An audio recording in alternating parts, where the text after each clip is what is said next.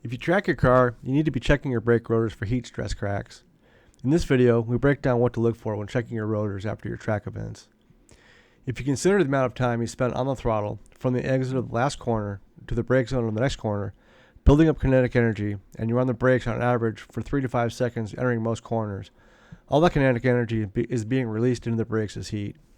Over time, this heat will stress the steel of the brake rotor and cause fractures. After each event, when back on the shop, or before your next event, you need to inspect your brake rotors for stress cracks.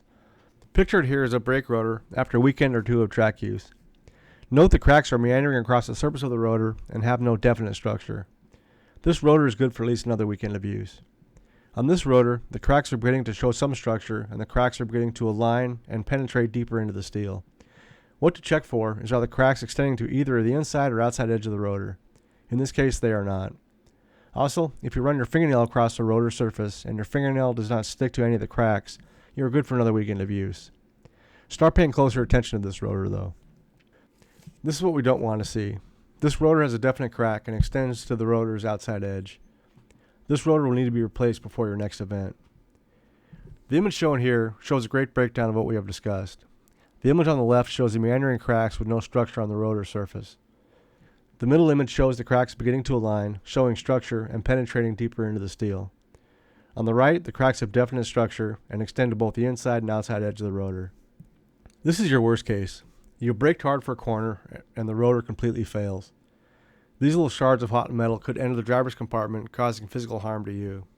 At a minimum, you'll want to inspect the area of the vehicle for damage. Inspecting your rotors on a regular basis helps to avoid this. Some things to consider. A light car like a Miata will be easier on brakes, where a heavy car like a Corvette or Mustang will be harder on brakes.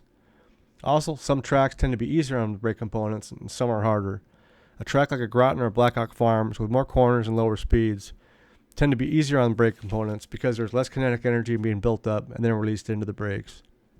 A track like a Road America is very hard on brakes, as there are 3 long straights followed by downhill brake zones heading to 90-degree corners. The brake compound also matters. A high torque pad like a Hawk DTT70 will be harder on rotors than say an HT10 or HP+. Take all this into consideration when inspecting your rotors and preparing for your next event. You also want to spend more time inspecting your front rotors, as the front brakes do most of the work under braking.